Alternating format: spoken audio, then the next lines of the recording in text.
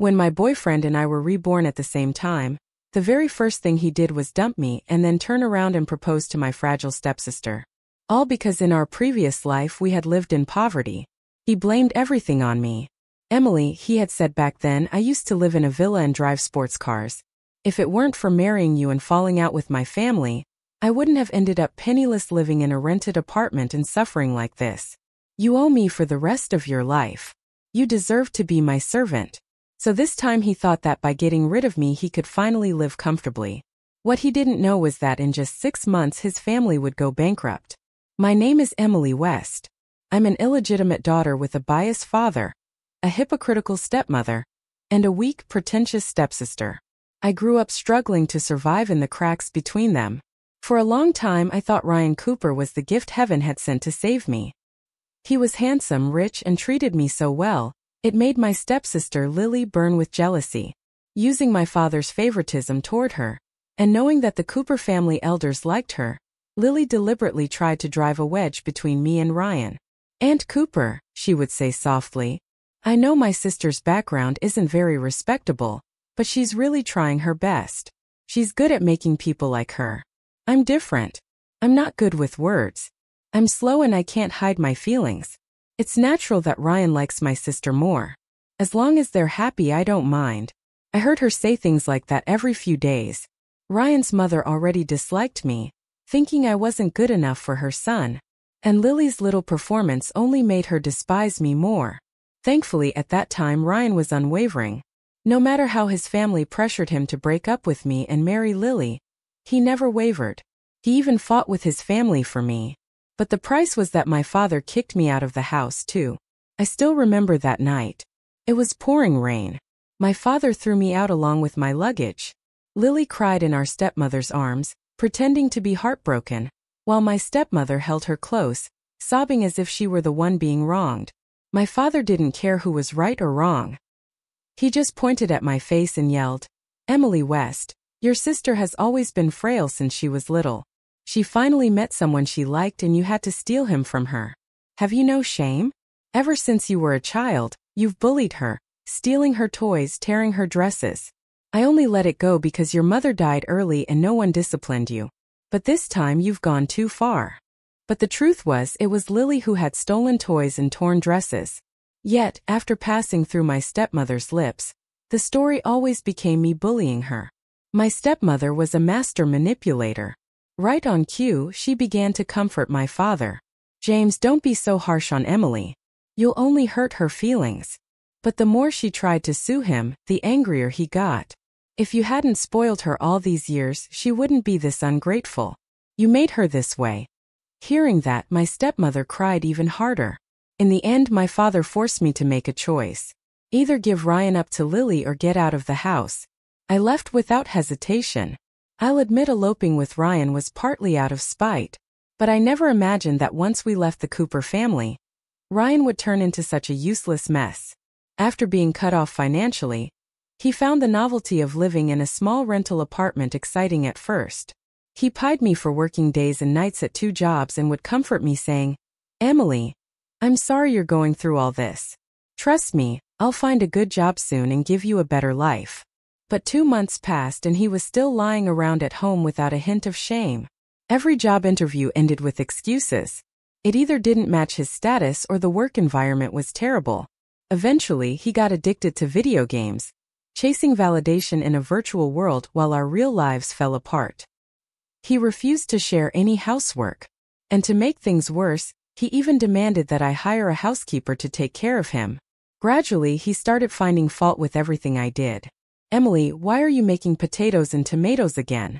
Tomorrow buy some king crab and steaks. Look at me. I'm starving myself thin.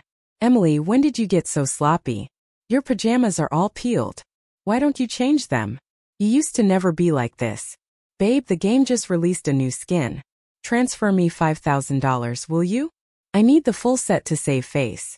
I finally snapped. Seeing Ryan sprawled on the couch playing games, I lunged, snatched his phone, and hurled it to the floor so hard the screen shattered. I stamped and screamed like a madwoman. Ryan, are you a parasite? You have hands and feet. Why can't you go out and get a job? Can't you feel how exhausted I am every day? I work during the day, do the housework at night, and still have to take on extra shifts late into the night. I barely get 4 hours of sleep. Am I made of iron? How many times have I told you when I go shower, hang the laundry, yet when I come out the clothes are still in the washer and you're sitting there playing games? I tell you to put your dirty socks and clothes in the bathroom. When have you ever listened? You toss things everywhere. I ask you to wash the dishes before I go to work, but when I come home the sink is piled high. The coffee table is covered in takeout boxes. Ryan, I'm a person, not your free maid or ATM. He played the victim instead. Emily, you finally show your true colors. My mom always said, girls like you illegitimate daughters only have their eyes on my money. I didn't believe it before and I even defended you. You only started clinging to me after you found out I had no money left. I was blind to be fooled by you. Emily, I'll tell you straight. I, Ryan Cooper, was born to live a good life. If I hadn't been unlucky enough to meet you, would I be suffering like this? What's wrong with having you wait on me? You owe me. You're supposed to be my servant. If I'd known you'd turn out like this, I should have listened to my mother and married your sister instead. I bit my lip, eyes bloodshot, hands trembling, and slapped him hard. Ryan froze, his face twisted, then didn't move for a long moment. Fighting back a sob, I asked in a shaking voice. So, Ryan, do you really think life turned out like this all because of me and not because you lack responsibility and backbone? Do you really believe Lily would be better than me? Ryan yelled at me. Lily is at least a legitimate Aries. She's not a gold-digging illegitimate girl like you. But that wasn't what he had said before. He used to call me Emily, say I was one of a kind, the best girl in the world. Those words, that seemingly unwavering favoritism, had made me believe he was the only light in my gray life. I relied on him and trusted him with myself. Now my heart was broken. I turned to leave. Ryan grabbed me urgently. The landlord came by tonight. Next month's rent is due. If you leave, at least transfer the rent to me. I completely lost control and attacked him like a lunatic, pulling and hitting. He pushed me. As I fell, I hit the corner of the coffee table with my head. Blood spilled across the floor. Ryan panicked.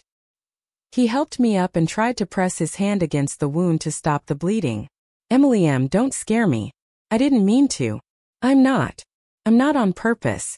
Emily, please don't. Please don't be hurt.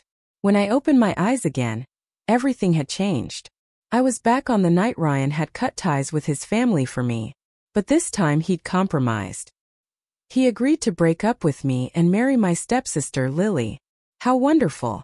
Finally, I wouldn't have to be tangled up with this irresponsible mama's boy. But the Ryan in this moment still didn't know. In 6 months, the Cooper family would be slammed by a lawsuit over a fatal construction accident. Their reputation would collapse. The stock would plunge and they'd be facing bankruptcy. In the last life, he gamed all day and didn't care about anything. I worried, so I didn't tell him about this. His imagined good life was about to end. The first thing Ryan did after cutting ties was send me a message to break up.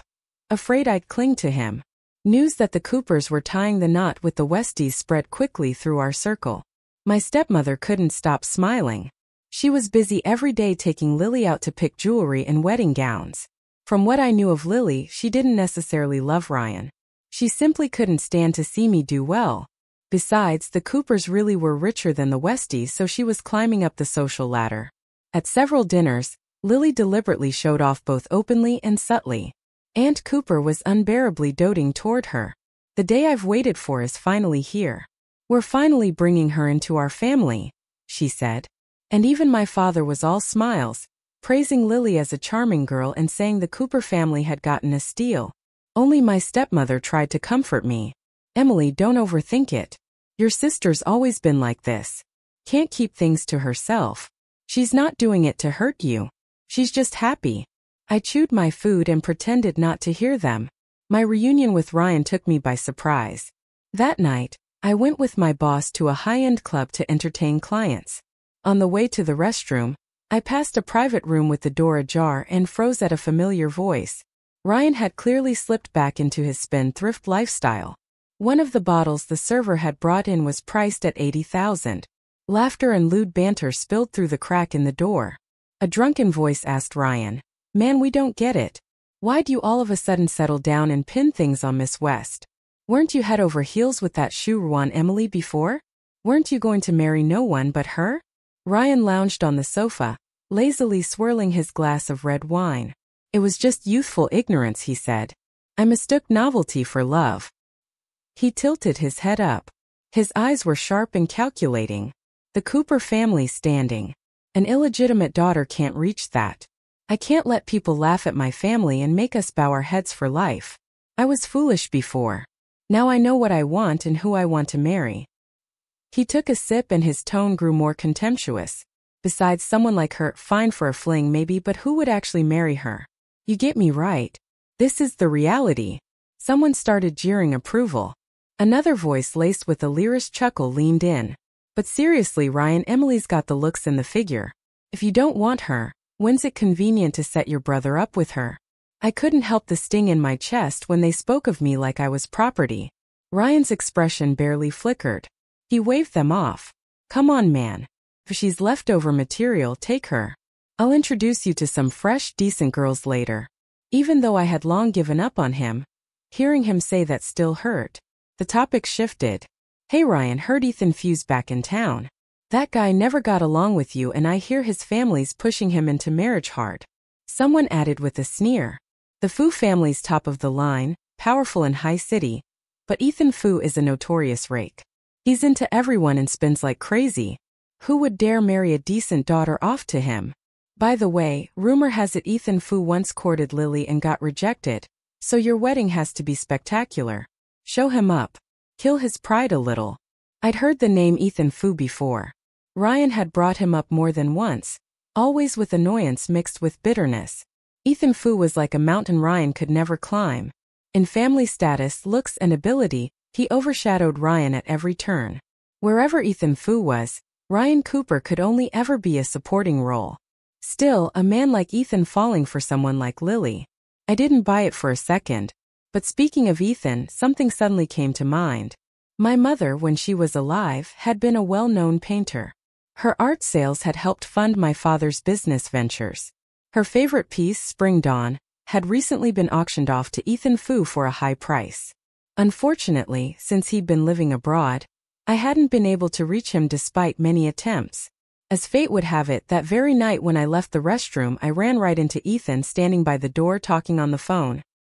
He was turned slightly away from me, tall and composed, his voice laced with frustration and defiance. Listen carefully, old man, he said coldly. If you keep forcing me to meet those women you picked out, I'll go register my marriage with the first woman I find on the street tomorrow. Let's see if the Fu family will accept that daughter-in-law. So the rumors were true. The relationship between father and son in the Fu family was hostile, and Ethan was being forced into arranged dates. He hung up abruptly and turned around, almost crashing right into me. His brows arched slightly, surprise flickering in his eyes. I steadied myself, suppressing the rush of emotions inside, and forced a calm smile. Stepping forward, I politely extended my hand. Mr. Fu, hello. My name is Emily West, daughter of the West family. I'm sorry I accidentally overheard your call. Ethan didn't move. His sharp fox-like eyes swept over me slowly, assessing from head to toe. I chose my words carefully and continued. I heard you're looking for a girlfriend to deal with your family's pressure. What'd I do? He seemed intrigued, the corner of his mouth curling into a half smile. We could sign an agreement, he said lazily. You can decide how long it lasts. I promise I won't bother you afterward, nor ask for any money. Everything can be put clearly in writing. My tone stayed calm and detached as if we were discussing a business deal that had nothing to do with me.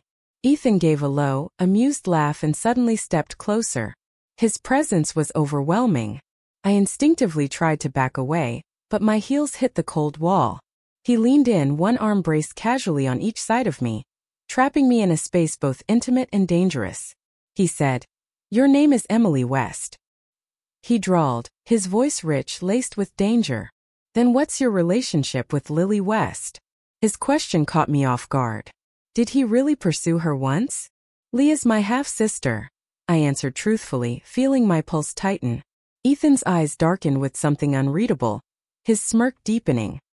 He leaned in even closer, his warm breath brushing my cheek. So, you're the illegitimate daughter of the West family? His words were blunt, almost cutting. My stomach dropped. That old familiar sting of humiliation crawled up again. I turned my head slightly, disheartened. If my background makes you uncomfortable, mister. Phew, then I quite the opposite, he interrupted smoothly. I like your background just fine. He closed the distance further, his arms tightening around me, effectively caging me in. His gaze was predatory, sliding from my eyes down to my lips, lingering there for a moment before rising again with a teasing smile. But Miss West, he murmured, his tone slow and taunting. You've probably heard my reputation. I'm not exactly a gentleman. If you want to be my girlfriend, even in name only, you'll have to give something in return, right? My fingers curled tightly into my palms. He noticed the small involuntary stiffness in my posture, a glint of amusement flashing in his eyes. His tone shifted, sharp and probing. So, he said, a smirk tugging at his lips. What exactly do you want from me going in such a big circle to get here? What's your real motive? Ethan's deep eyes locked onto mine, sharp enough to see straight through every defense I might have tried to put up. I knew there was no point pretending with someone like him. It was better to be honest. I want one of your paintings, I said quietly. Spring Dawn. I paused, swallowing the lump in my throat. It was one of my mother's works. I know it's valuable and I can't afford it right now. So, I'm asking that during the time we cooperate. You keep it safe for me. Don't sell it. When I have the means, I'll buy it from you at market price. Ethan's brows lifted higher as if he hadn't expected that answer. That's all. That's all, I said simply. Just then his phone rang again. He let go of me, answered briefly, then hung up and turned his gaze back to my face. Lifting his hand, he caught my chin lightly between his long fingers. The touch wasn't rough, but the control behind it was absolute. Miss West, he said, his lips curling into a faint teasing smile. Once the deal's done, Spring Dawn is yours. But in exchange. His tone turned casual, almost lazy, yet the authority in it was undeniable. You'll marry me. On paper my breath hitched. If you agree, he added, that faint smile still tugging at the corner of his mouth. Bring your ID to the registry office at 9 tomorrow morning. I had never imagined marriage could happen like that. So sudden, so absurd, almost like a joke. When we stepped out of the registry office the next day, my head was still spinning. It felt unreal, like I'd wandered into someone else's life. Then a black Rolls-Royce stopped in front of me. The driver quickly got out and opened the rear door with a respectful bow. He looked toward Ethan. Mr. Fu, the vice chairman, just called. Madam said, you must attend tonight's business reception on time. Ethan was looking down at his phone, idly scrolling. Without raising his head, he gave a low hum in response, as if that alone counted as acknowledgement. The driver hesitated, then turned toward me. Miss West. Ethan interrupted before he could finish. Call her Mrs. Fu from now on. His tone was casual, but it left no room for argument. The title hit me like a small stone dropped into calm water. My heart rippled. I unconsciously tightened my grip on the marriage certificate in my hand. Ethan finally put his phone away and turned to me. The sunlight cut along his sharp jawline, making his features even more striking. Let old Chun take you to get your hair and makeup done and pick out something decent to wear. You'll attend the dinner with me tonight. By the time I arrived at the banquet hall that evening, Ethan still hadn't shown up. I planned to find a quiet corner to stay out of the way, but fate had other ideas. I walked straight into the last people I wanted to see, Lily and Ryan. Ryan froze when he saw me, eyes flickering for a second before he quickly looked away. Even though my marriage to Ethan was just for show, I had no intention of causing unnecessary trouble for him. I turned to leave, but Lily spotted me immediately. She slipped her arm out of Ryan's and hurried over, grabbing my wrist with exaggerated sweetness. Her voice was sugar-coated, loud enough for the nearby guests to hear. Emily, you're here too, she said, batting her eyes in mock innocence. Don't tell me you found out Ryan would be attending tonight and figured out some way to sneak in just to see him. Because as far as I know, this is an exclusive business event. You need an invitation to get in. If you didn't have one, how did you manage to enter? Instantly, curious and judgmental gazes turned toward me, whispers rippling through the room. Lily basted in the attention, satisfied. then slipped her arm back through Ryan's and gave his sleeve a playful tug. "Ryan," she said softly, her tone a perfect mix of grievance and sweetness. "You haven't really made things clear with my sister, have you? That's why she's still clinging to you, right? But you're being unfair. After all, Emily's still my sister. We LL have to keep seeing each other, won't we? You're putting me in such a difficult position." Ryan stiffened. For a moment hesitation flashed across his face. But under Lily's expectant gaze and the scrutiny of those around us, his expression hardened, his jaw clenched, and when his eyes met mine, they were filled with cold determination, eager to draw a line between us. He opened his mouth, his voice cutting like a blade. "Emily, it's over between us," Ryan said coldly, his tone sharp and final. "I hope you have some self-awareness and stop trying to get my attention in such pathetic ways." He tightened his grip on Lily's hand as if to prove something, his voice firm and cutting. "The person I'm going to marry is Lily, so please stop this pointless obsession. Otherwise, you'll only make things ugly for everyone." The noise must have drawn attention because my father and stepmother hurried over. My stepmother immediately put on her usual act, eyes filled with fake pity and helplessness as she reached for my hand. "Emily, my good girl," she began in her gentle, honeyed tone. "I know you love Ryan, and it hurts, but feelings can't be forced. Ryan and Lily love each other, and they'll be getting married soon. Listen to me. Let it go, okay? Don't make things harder for everyone. Keep your dignity, sweetheart." I yanked my hand out of her grasp, glaring at her with all the hatred that had built up for years. "You're not my mother," I spat. "My mother is dead. You people drove her to death." The room fell silent. "My mom worked herself sick, painting day and night just to fund my dad's business," I continued, my voice shaking but loud. "He promised her that once he made money, he'd marry her. She believed him. She waited through all the years until I turned 3, only to be diagnosed with late-stage lung cancer and find out he had already married her." I shot a trembling finger toward my stepmother in another city. "My mom died with her eyes open, and after her death, my father took her paintings, her life's work for profit, and only then brought me back to the West household. I was too young to understand then. But my dear stepmother," I said bitterly, "you've always worn two faces, kind in public, venomous in private. My so-called bad reputation outside, that I'm selfish, that I steal my sister's man. All your masterpiece." The murmur started immediately. I could feel every stare cutting into me, sharp and judgmental. "So it's true," someone whispered.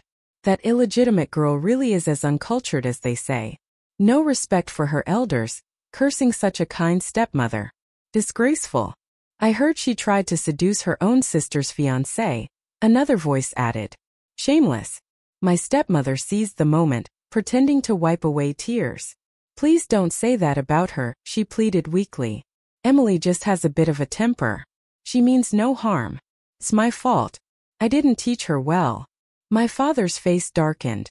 He stormed forward, grabbed my wrist roughly, and hissed under his breath. "You're a disgrace. Come outside with me." I jerked my arm free, standing tall, my voice icy. "If you have something to say it here." A vein pulsed on his forehead as his anger boiled over. "Emily West, I've tried to save face for you, but you're forcing my hand." He pointed at me, shouting for all to hear.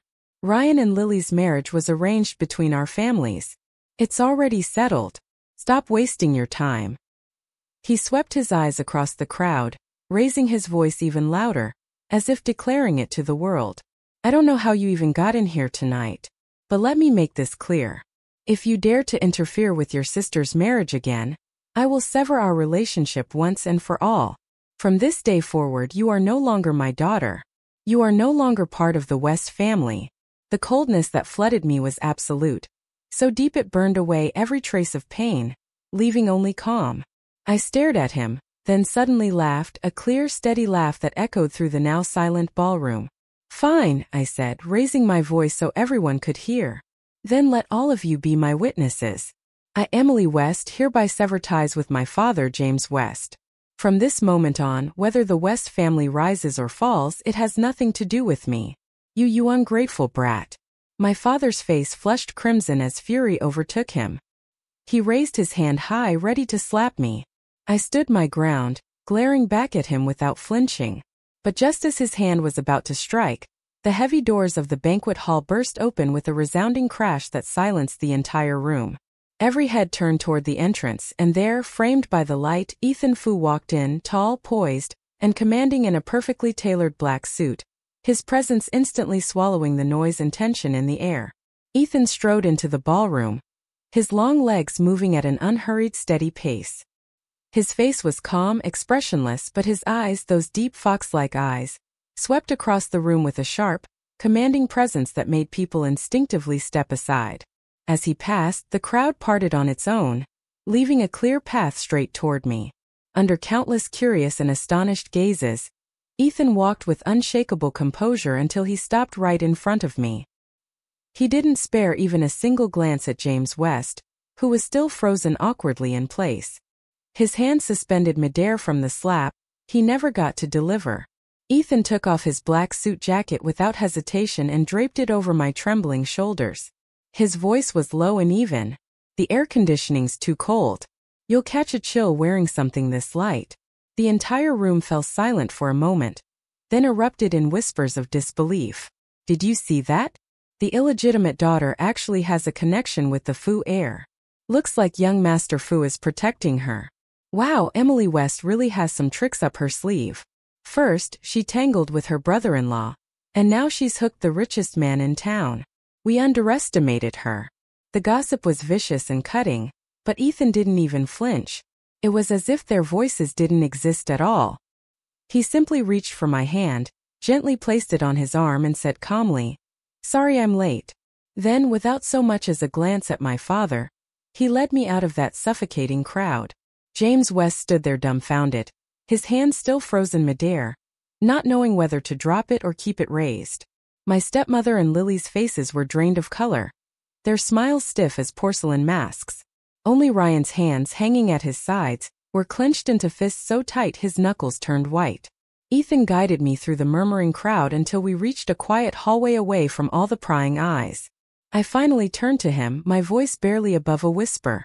"Mr. Fu, weren't you worried that defending me so openly would hurt your reputation? To them, I'm nothing but a scandal, a nobody." Ethan glanced down at me, his lips curving into a faint, careless smile. "People can say whatever they want. It's their mouths, not mine. I don't listen to gossip. I only trust my own judgment." I looked up at his face, the clean lines of his jaw sharp beneath the light, and for a moment, I couldn't help but feel that this man was nothing like the frivolous, arrogant heir the rumors described. After mingling for a short while, Ethan was called away by someone from his father's side, leaving me behind with instructions to wait. But he hadn't been gone long when Ryan appeared. He stopped in front of me, eyes complicated, voice low. "Emily, we need to talk." I turned my face away, unwilling to look at him. "Do you even know who Ethan Fu is?" he pressed, his voice rising with irritation when I didn't respond. "If you're trying to make me jealous, couldn't you have picked someone better? Emily, you don't have to do this. Just because you're angry about me and Lily doesn't mean you should throw yourself at a man like him." He didn't know that I had also been reborn. Still trapped in his old perceptions, he thought I was doing all of this out of spite, trying to hurt him because he'd chosen Lily over me. Ryan's tone grew harsher, his words dripping with contempt. "Do you even realize what kind of man he is? Ethan Fu, the heir to the most powerful family in High City. He controls everything with a snap of his fingers. He could have any woman he wants. Why would someone like him ever take a girl like you seriously? You're just pretty. He's interested for now, but when he gets bored, he'll toss you aside like garbage. Emily, do you have to degrade yourself like this?" I slowly turned to face him, my expression calm and cold. "Ryan," I said evenly, my voice flat. "Whatever I do has nothing to do with you. If you keep pestering me, I'll call security. I doubt you'd want people seeing you pulling at me in public, right?" His face changed instantly. He stiffened, glanced nervously around the hall, and took half a step back. For a moment he hesitated cowardly, but even then, his pride wouldn't let him back down. His tone was softer now, but the bitterness still clung to his words. "Emily, you just won't listen, will you?" Ryan sneered, his tone dripping with contempt. "If you're so determined to throw yourself into the fire, then fine. I'll wait and watch how you end up. I'll see how long it takes before you're crying and begging for help." But to me, Ryan was the real fire pit. Staying far away from him in this life was the smartest thing I could ever do. I waited for a long time, but Ethan still hadn't returned. Just as I began to wonder if I should go look for him, a well-dressed, middle-aged man approached me. He introduced himself politely as the Fu family's butler. "Miss West, Mr. Fu would like to see you." He led me into a private elevator that took us to the top floor. A plush carpet ran down the quiet hallway leading to an ornate wooden door. Just as we reached it, the sound of shattering glass erupted from inside, followed by an angry roar. "Ethan Fu, are you determined to drive me to my grave before you'll stop?" A man's furious voice bellowed. "Fine, I'll admit it. I wronged your mother first. It's my fault she died, leaving you without a mother. But that's no excuse for your reckless behavior now. Marrying an illegitimate girl just to disgust me. How far will you go?" Only then did I realize the truth. Ethan's father had cheated on his mother and justified it as true love. The betrayal had devastated her so deeply that she developed severe bipolar disorder. When Ethan was only 3 years old, she had slit her wrists and died. And suddenly I understood everything. The strange, dangerous excitement in Ethan's eyes when he'd learned I was an illegitimate daughter. He was using me to take revenge on his father. "Before this news spreads any further," Mr. Fu Sr. growled, his voice trembling with fury, "you're going to march straight to the Civil Affairs Bureau and divorce her. Do you hear me?" Ethan's response was a cold, disdainful laugh, and if I refused, the butler knocked at that moment, then quietly opened the door and ushered me inside. The tension in the room was suffocating. Mr. Faust Sr. stood in the middle, face ashen with rage, his chest heaving. Ethan, on the other hand, leaned lazily against the sofa, exuding calm defiance. But when he saw me being let in, the smirk vanished from his face. "Who told you to bring her here?" he snapped at the butler. The butler lowered his head respectfully, glanced at the elder Fu, said nothing, and silently backed out of the room, closing the door behind him. Ethan strode over, grabbed my wrist and said sharply, "Get out. Stay where you are," his father ordered sternly. His deep voice quivered slightly as he took a long breath, clearly struggling to contain his anger. Then his sharp gaze turned on me. "Miss West, is it?" he said in a stiff, polite tone. "I apologize for letting you witness this family matter because of certain disagreements between my son and me. He married you out of spite, but this marriage without my approval means nothing. So I must trouble you to go to the registry office tomorrow and finalize the divorce with him." His tone was that of someone stating an absolute fact. "As for any damage this farce of a marriage has caused to your reputation or personal life, the Fu family will compensate you adequately. Name your price."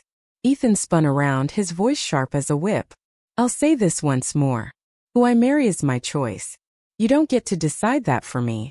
I came here today to inform you, not to ask for your permission." Mr. Fu's face went from pale to red, his chest rising and falling violently as he coughed, nearly collapsing backward onto the sofa.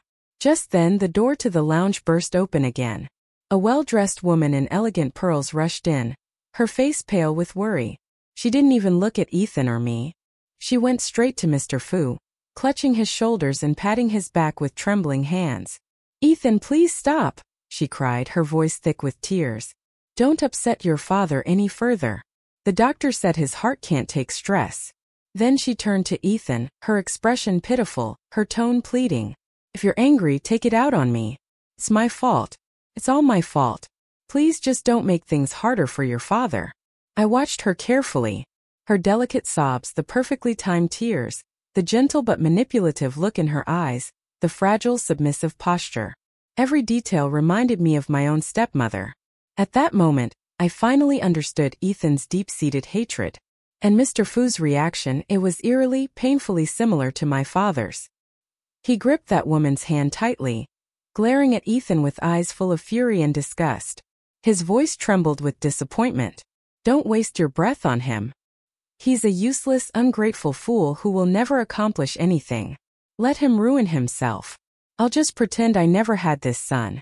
I felt Ethan's hand suddenly tighten around mine, his fingers digging so hard into my skin that it hurt.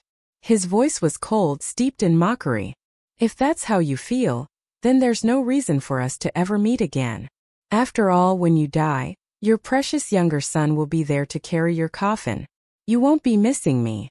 You unfil brat. Mr. Fu's entire body shook with rage. He snatched up the redwood cane beside him and hurled it at Ethan with all his strength. In that moment, time seemed to stretch infinitely. For an instant, I wasn't standing in that grand study. I was a child again, watching my furious father raise a book from the table and throw it at me while my stepmother watched, feigning distress. And like Ethan now, I had stood there stubbornly, refusing to move or cry, even as my heart longed for anyone to love me fairly. So when that cane came flying toward him, I moved on instinct. I tore my hand free from Ethan's grip and stepped in front of him. In saving him, I was also saving the little girl I once was. The heavy cane struck my back with a sharp, sickening thud. Pain burst through me like fire, spreading fast and hot. My body lurched forward, but before I could fall, Ethan caught me. His arms were firm yet trembling slightly, panic flashing in his eyes. He pulled me tightly into his chest, holding me as though he couldn't quite believe what had just happened. Ethan carried me all the way out of that house. The night outside blurred past the car window in streaks of light. We sat on opposite sides of the back seat, neither of us speaking. My luggage had already been moved into Ethan's home, our marital residence, as written in the agreement. We were to live together for appearing's sake. He stayed upstairs in the master bedroom. I took the guest room on the first floor. When I finally looked at myself in the mirror, a deep bruise had spread across my lower back, swollen and angry. I tried to reach around to apply ointment, but the pain was too sharp, my hands trembling uselessly. A knock came at the door. I pulled my robe tighter and opened it. Ethan stood there, tall and composed, the hallway light outlining his lean figure. In his hand was a small white tube of ointment. His gaze met mine. Steady, never wandering lower. "I had the driver buy this," he said, his voice quiet but deep in the stillness of the night. "They say it works well for bruises." He paused, then added softly, "If you can't reach your back yourself, I can help." I hesitated for a moment before stepping aside to let him in. The air between us felt delicate, thick with something unspoken. I sat at the edge of the bed, turning my back to him, and gently pulled one side of my robe down to reveal the bruise. I could feel his eyes on my skin, focused, careful, but without a trace of impropriety. His fingertips, cool with ointment, moved with painstaking gentleness. Every touch was measured, deliberate, respectful. He didn't glance anywhere he shouldn't. The man behind me was nothing like the careless playboy the rumors painted him to be. The silence stretched between us, broken only by the sound of our breathing and the soft movements of his hands. "You don't ever have to shield me again," he said quietly.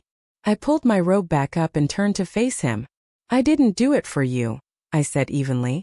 "I did it for the little girl I used to be. The one no one ever protected. The one who was treated unfairly and had no choice but to stand her ground." Ethan fell silent. His eyes stayed on mine, deep and conflicted. Shadows of emotions I couldn't read, flickering inside them. I gave a faint, bitter smile. "I guess we're not so different, you and I.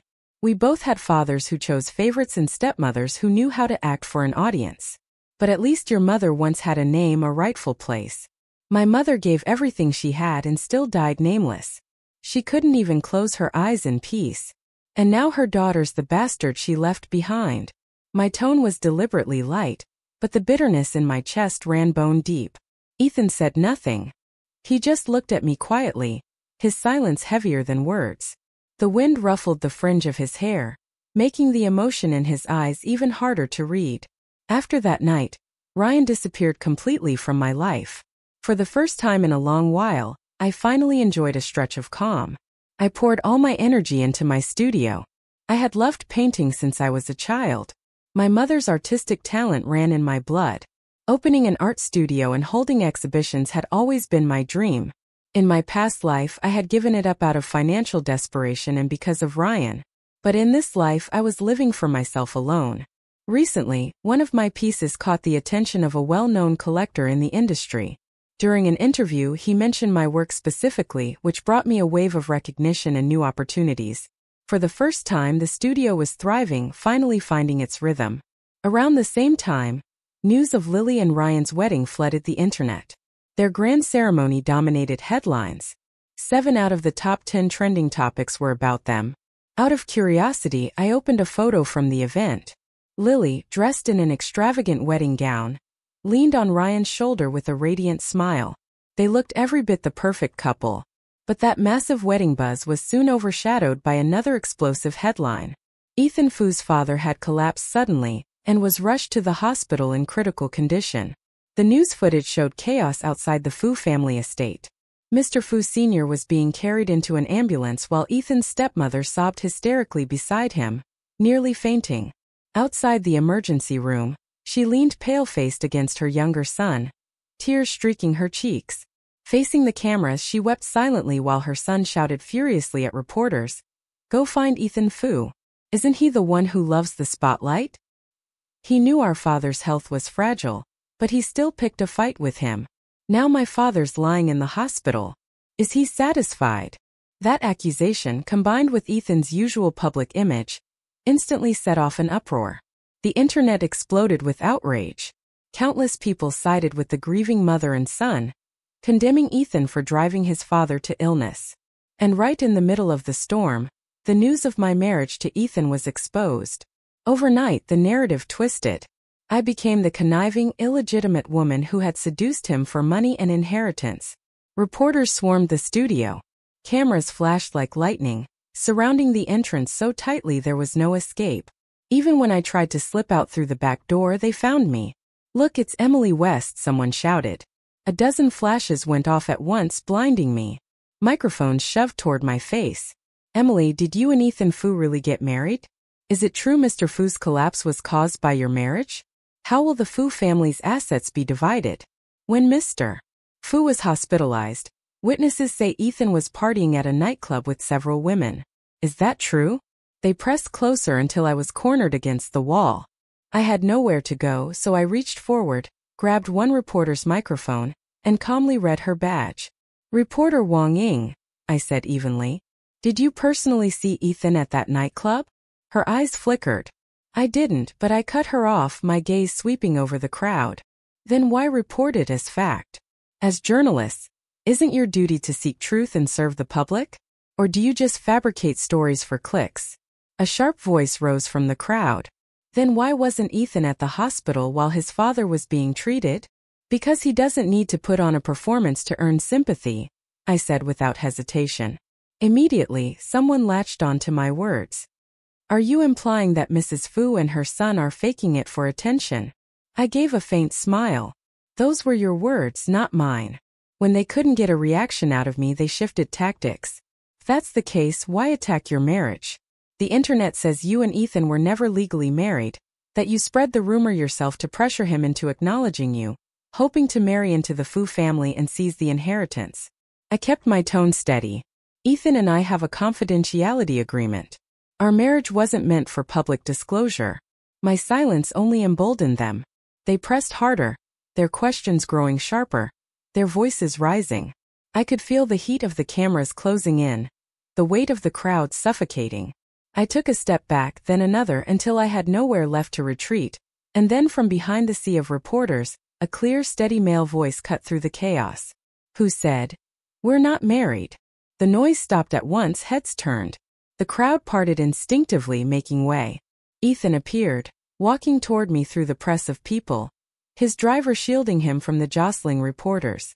The setting sun poured through the glass doors behind him, outlining his tall frame in golden light like a silhouette carved from strength. Every camera lens focused on him as he reached me.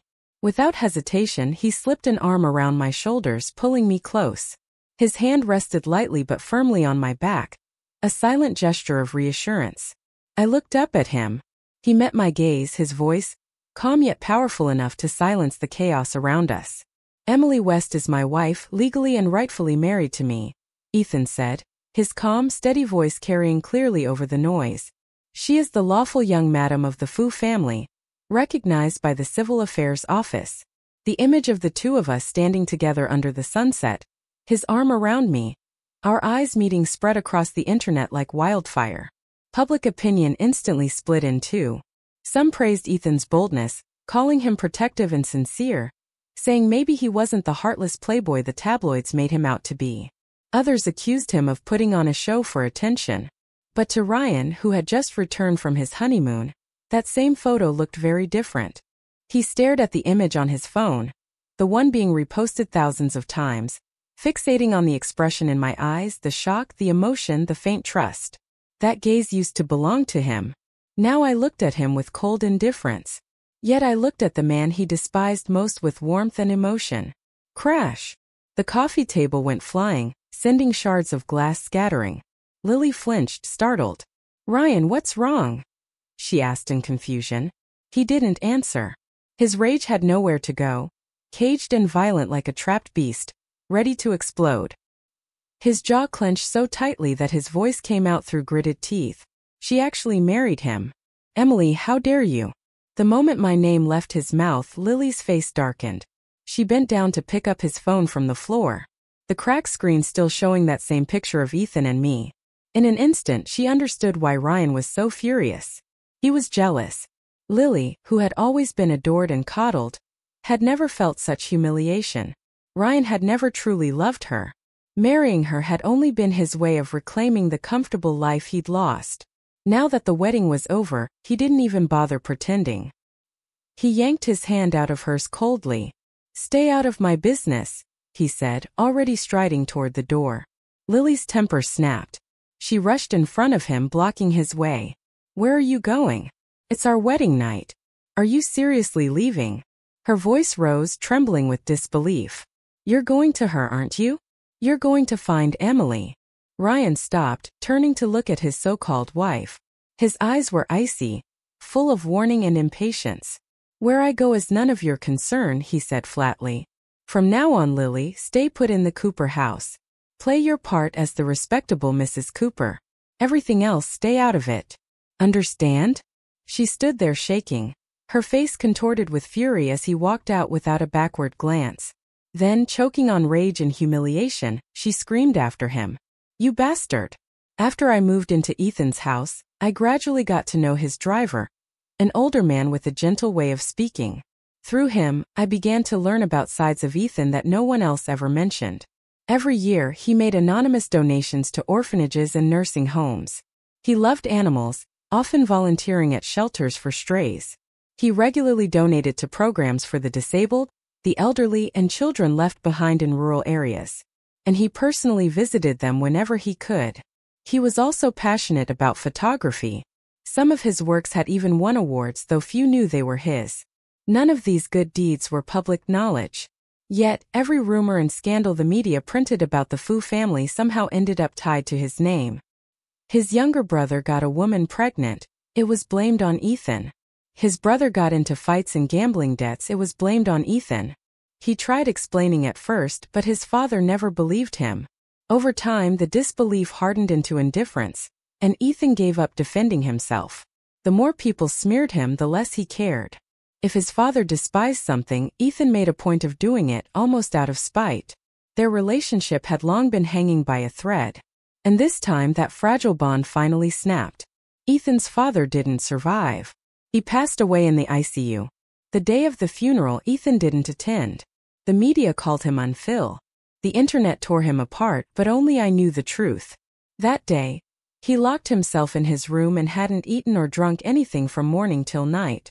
The driver had knocked several times, but there had been no response. I took the warm glass of milk from his hands. "I'll go," I said quietly. At the top of the stairs I hesitated, then whispered through the door. "Ethan, I'm coming in." The room was completely dark. Only the moonlight spilling through the tall windows illuminated the floor, stretching his shadow long across the wall. He sat in the corner by the window, motionless, his back turned to me, his entire figure steeped in loneliness. I set the milk down on the table and walked to him softly, sitting beside him without a word. We didn't speak. We just sat there together, staring out into the silent, endless night. Silence lingered in the air, heavy and suffocating, until Ethan finally spoke first. His voice was "Oh, I gave a bitter smile. "That twisted relationship between you and your father, all those years of unfairness and emotional cruelty already drained whatever feelings you had left for him. There's nothing left to mourn."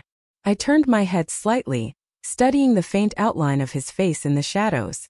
"You're not sad because he died," I said softly. "You're sad because of your mother, aren't you? You're wondering how she's doing now. If she's finally at peace, if she's let go of everything that hurt her, and if she ever saw your father again, what would she feel?" Ethan stayed quiet for a long time. When he finally spoke, his voice was thick, nasal, trembling. "My mom, she was terrified of pain, but she still chose to slit her wrists. She stayed conscious the whole time, just lying there, watching her blood drain away." His voice broke. His shoulders began to tremble. His head bowed lower and lower. "I thought when he died I'd be glad," he whispered, "that it would be his punishment, his karma." But I looked at his shaking shoulders and didn't try to comfort him with empty words. Instead, I quietly leaned closer, resting my shoulder against his. Ethan's head dropped gently onto me, his weight warm and heavy. "Our mothers," I murmured. "They were both good women, too good for the lives they were given. I hope wherever they are, they found peace in someone who truly cherishes them in their next life." At that moment, a faint breeze slipped through the narrow window crack, brushing across the old windchime hanging by the glass door. Its soft crystalline notes rang through the stillness, clear, lingering, and hauntingly beautiful. 2 months after Ryan and Lily's grand wedding, disaster struck the Cooper family. A major construction project their company had built collapsed due to substandard materials, killing 3 workers. The scandal spread like wildfire. Competitors seized the opportunity to expose other hidden dealings, and soon every buried secret of the Coopers was dragged into the light. Ryan's father was taken away for investigation. The company's stock plummeted overnight and bankruptcy followed, leaving them buried under massive compensation debts. Ryan couldn't accept it. He had cut me off, humiliated me, chosen his perfect life, and yet he still couldn't escape ruin. It didn't make sense to him. As for Lily, her dream of becoming a wealthy socialite barely lasted 2 months before crumbling. Unable to face the reality of financial ruin, she cried and screamed daily, demanding a divorce. My father, ever the opportunist, rushed to retrieve her from the Cooper's mansion, publicly severing ties to their downfall. When I saw Ryan again, the Coopers had already been declared bankrupt. His marriage was over. He was drunk, reeking of alcohol, unshaven and disheveled. When he showed up at my studio, the moment he saw me, he staggered forward and grabbed my wrist in a desperate grip. His glassy eyes were wild, confused. "Why?" he slurred. "Why did it still turn out like this? It wasn't supposed to be like this. It wasn't supposed to be." He rambled, lost in his delusions, his words breaking apart. Then suddenly, he looked at me with an almost pitiful tenderness, his voice trembling. "Emily, I never forgot you. I never loved Lily. I only married her because I thought it would make life easier." He kept talking, incoherent, pleading. "I had this dream, a long one. In it, we ran away together. We were broke, always fighting, always blaming each other. I was scared. Scared we'd end up like that again.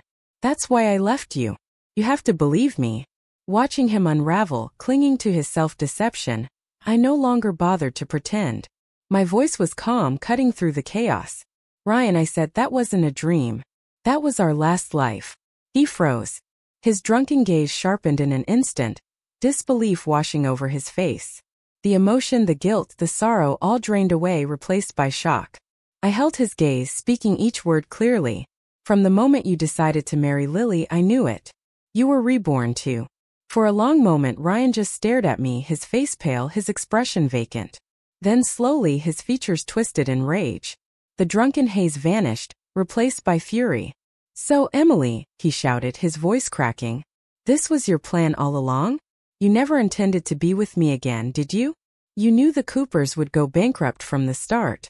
So that's it, huh?" Ryan's voice trembled with anger. "You turned around and chose someone richer. Ethan Fu. That's what this was all about, wasn't it?" I didn't bother arguing. My tone was cold, detached. "Ryan, whether in the past or in this life, the ending was always going to be the same. You brought this on yourself. You've always wanted something for nothing. But shortcuts never lead anywhere good." Just then, Ethan's car pulled up smoothly by the curb. I opened the door and slid inside without hesitation. Ryan, readied and furious, tried to rush after me, but Ethan's driver stepped out quickly, blocking his path. The car glided away, leaving him standing on the street, drunk, desperate and utterly lost. When we arrived at the Fu family estate, the atmosphere was heavy. Ethan had sent the driver to pick me up because his father's lawyer had announced the reading of the will. All family members were required to attend. In the grand living room, tension hung thick in the air. Ethan sat in the main seat, calm and composed. Across from him were his stepmother and her son, both wearing smug, expectant smiles, as though victory was already theirs. I quietly took a seat beside Ethan. The lawyer broke the seal on a thick envelope and began to read aloud. But when he announced that all corporate shares would go to Ethan, the stepmother's smile froze.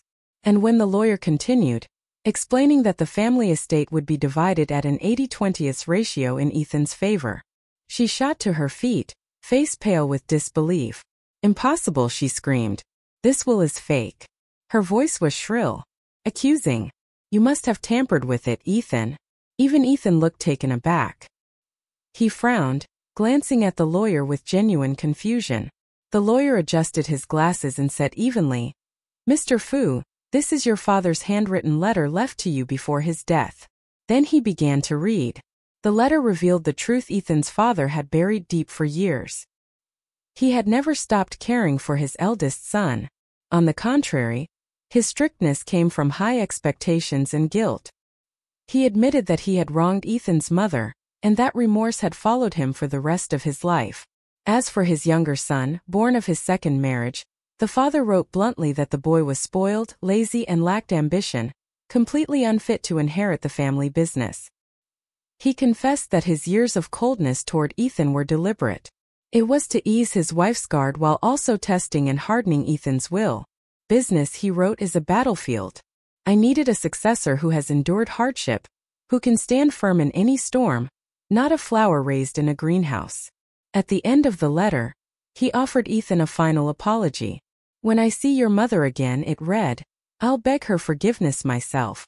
By the time the lawyer finished, Ethan's stepmother and her son were ashen-faced. Their outrage soon turned to panic, and in the end, Ethan had them thrown out of the estate. With their departure, the bitter grudges of the previous generation finally came to an end. On my 26th birthday, I held my first solo art exhibition. The response exceeded every expectation. Critics and collectors alike praised my work. Even after the last guest had left, I couldn't bring myself to leave. Alone in the quiet hall, I walked slowly from one painting to the next, my steps echoing softly against the marble floor. And then my breath caught. Hanging in the center of the exhibition under a soft spotlight was Spring Dawn, my mother's final masterpiece. For a moment I just stood there frozen. Joy swelled inside me wave after wave until it hit me. This painting was the reason I had first approached Ethan all those months ago. That night at the club I'd stopped him, offering myself in exchange for this one piece of my mother's legacy. He had promised then that when our contract ended, Spring Dawn would be mine, which meant our arrangement was officially over. A dull ache bloomed in my chest, subtle but deep. Over these past 6 months the boundaries between us had blurred. Little by little, I had come to love the quiet ways he cared for me. The cup of hot coffee he'd wordlessly hand me while I painted. The car waiting outside the studio on rainy days. The clumsy but heartfelt bowl of noodle soup he made when I was sick. He never said much, but everything he did spoke of quiet tenderness. "Your eyes are red," came his voice suddenly, soft and close beside me. "Have you been staring at the paintings too long?" Or I turned around startled, and before I could wipe it away, a tear slipped down my cheek. He noticed. His brow furrowed slightly as he stepped closer, holding something in his hand, the contract we had signed months ago. Without a word under my gaze, Ethan tore it neatly in two. Then again, until the pieces fluttered to the floor like falling snow. "It's over," he said quietly. I nodded, but my heart felt anything but done. I forced myself to sound calm. "Yeah," I said softly. "Mr. Fu's gone now. Everything in the Fu family is back on track. Our fake marriage doesn't really serve a purpose anymore." My eyes drifted towards Spring Dawn, my mother's painting glowing under the gallery lights. I smiled, trying to keep my tone light. "This piece is worth at least 5 million now. I'd say I didn't lose out too badly." Inside, my palms were clenched so tightly they hurt. Still I smiled. "You can decide when to finalize the divorce." I'll cooperate whenever you're ready. But Ethan only gave a quiet laugh. Forget the paperwork, he said. Getting remarried would be too much trouble later. Before I could process what he meant, he reached into the inner pocket of his suit and took out a small box. Inside was a ruby ring that shimmered under the light. This belonged to my mother, he said softly. She told me to give it to my future wife. His voice was steady, but his eyes, deep dark, full of emotion, held something that made my heart race. So, Emily West, he continued, I'd like to make you another offer. My breath caught. What kind of offer? He smiled faintly. My life in exchange for yours. Will you take the deal? For a moment I couldn't move. Then a laugh escaped me. Half sob, half disbelief. But the longer I laughed, the harder it became to stop the tears from falling. Putting on a brave smile, I held out my right hand. The ring's beautiful, I said, voice trembling. Maybe I should try it on for a few days. Ethan's hands were shaking slightly as he took mine. Slowly, carefully, he slid the ruby ring onto my finger. I watched him, tears blurring my vision, my heart swelling with a mix of joy and peace. And then, without thinking, I threw myself into his arms. He caught me tightly, lifting me off the ground and spinning me around with unrestrained laughter. Behind us, the sunflowers in spring dawn seemed to glow brighter in the sunlight, smiling with us. The West family's downfall came soon after, dragged down by the collapse of the Cooper Company. My father, desperate for help, came to the Fu residence, pretending affection and humility. He smiled obsequiously and begged Ethan for financial aid. Ethan refused without hesitation. I stood beside him, my voice calm but firm. I already announced publicly that I severed ties with you. Remember, whatever happens to the West family has nothing to do with me. My father's face twisted with anger. Ungrateful girl, he shouted before the Fu family's security guards escorted him out. Having lost everything, he sold Lily off to a crippled young heir in exchange for a hefty dowry. Lily reportedly starved herself several times in protest, but in the end, she still married him. After the wedding, she lived under her mother-in-law's constant scorn, enduring endless humiliation. My stepmother's health declined rapidly from the stress. Word eventually spread that she'd had a stroke and was bedridden. As for Ryan, karma finally caught up with him. He'd never had any real skills, just arrogance and laziness. When the Cooper name still meant something, he was surrounded by hangers-on and flatterers. But once the family fell, everyone disappeared. He couldn't even find a job. He came to my studio several times, drunk and disheveled, blocking the entrance to beg me for forgiveness. Emily, I'm sorry, he said, voice breaking. I was wrong. I'll change. I swear. Please come back to me. I'm so lost, so alone. My dad's in prison. My mom cries every day. I need you, Emily. Don't leave me. I know you don't really love Ethan. Please come back. I looked at him quietly, then reached into my bag and handed him a folded medical slip. Congratulations, Ryan, I said evenly. I'm going to be a mother. After that day, he never came again. Later, gossip spread that Ryan had tried to pursue Lily again. Out of curiosity, Ethan had someone look into it and discovered that the rumor had been started by Lily herself. But during that same investigation, Ethan came across a photograph taken years ago at my family home. I was in the corner of the frame, young, defiant, my chin lifted just slightly. He told me later. The first moment I saw that photo, I couldn't look away. That girl's eyes, they reminded me of myself. I smiled at him, teasing gently.